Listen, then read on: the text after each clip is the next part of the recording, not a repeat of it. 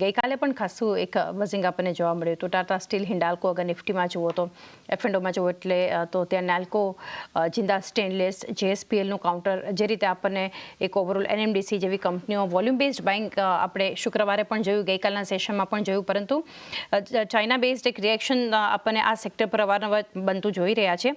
Metal long term માટે કઈ રીતે જોઈ રહ્યા છો? અહીંયા કઈ કંપનીઓ ફોકસમાં હોવી જોઈએ? જે મેટલ હમણાં એક કારણ કે લાઇમલાઇટમાં છે. ઓફકોર્સ ચાઇનાથી ઘણા બધા ન્યૂઝ આવી રહ્યા છે. ચાઇના 60-70% અગર તમે જુઓ તો કન્ઝમ્પશન હોય છે, એટલે એના લીધે ત્યાં થોડી બુલિશનેસ છે. અને મેટલ સેક્ટરમાં આગળ આપણે આવતા 2 વર્ષની પણ વાત કરીએ તો ઓલમોસ્ટ આગળ તમે કહીએ કે સ્ટીલ વોલ્યુમમાં પણ 8-10% વધારો થશે. હમણાં તમે સ્ટીલ પ્રોડક્શન જે ઇન્ડિયાની પણ ડોમેસ્ટિક પણ વાત કરીએ, ઓલમોસ્ટ 9% જેવું પ્રોડક્શન રહ્યું હતું, સારું એવું રહ્યું હતું. અને સેફગાર્ડ ડ્યુટી ઘણી એવી લગાડીને રાખી છે, ચાઇનાથી ડમ્પિંગ ના થાય એટલે ગવર્મેન્ટ ઘણા બધા સ્ટેપ્સ લઈ રહી છે. કોકિંગ પ્રાઇસ જે હતા એ થોડા સ્ટેબલ થઈ જશે, એટલે સ્ટીલ પ્રાઇસીસ ને બીજા બધા મેટલને પણ ફાયદો થશે. અને એક ઇન્ફ્રાસ્ટ્રક્ચર પુશ છે. અગર ડોમેસ્ટિક વાત કરીએ તો ઓલમોસ્ટ 2.5 લાખ કરોડનું ઇન્ફ્રાસ્ટ્રક્ચર પુશ હશે, તો આ બધાને ફાયદો થશે.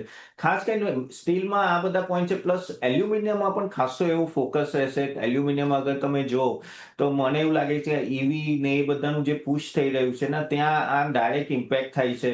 અને ઇવન આ બધા આપણે કહેવાય ને સોલર પેનલ્સથી માંડીને ઘણા બધામાં ખાસ એવા કોપર, એલ્યુમિનિયમ બધા યુઝ થાય. તો મારા હિસાબથી આઈ થિંક આઉટલુક હમણાં 1-2 ક્વાર્ટર માટે સારું છે. હું લોંગ ટર્મ આના માટે હજી પણ એવું નથી કે ભૂલીશ છું, કેમ કે લોંગ ટર્મમાં કેમ આ બિઝનેસ ઘણા સાયક્લિકલ હોય છે.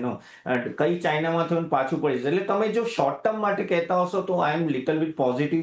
અને આમાં પણ ખાસ કરીને એલ્યુમિનિયમમાં વધારે ફોકસ, જેમાં હિન્ડાલ્કો છે, અને સ્ટીલમાં અગર કહો તો JSW સ્ટીલ, જેનું રિઝલ્ટ બહુ જ સારું આવ્યું, એક one of the out performer રહ્યું છે આટલા વર્ષોથી, તો એના પર નજર રાખી શકો છો. પણ આ 1-2 ક્વાર્ટરની વાત છે. લોંગ ટર્મ માટે હજી પણ આપણે ટ્રેન્ડ જોવા પડશે. એવું નથી કે એક સાથે આપણે લોંગ ટર્મમાં ઇન્વેસ્ટ કરી શકીએ. શોર્ટ ટર્મ માટે એક પોઝિટિવ છે, લોંગ ટર્મ હજુ પણ એક થોડું ટ્રેન્ડ આપણે ફોલો કરવો પડશે મેટલ માટે. એક કાઉન્ટર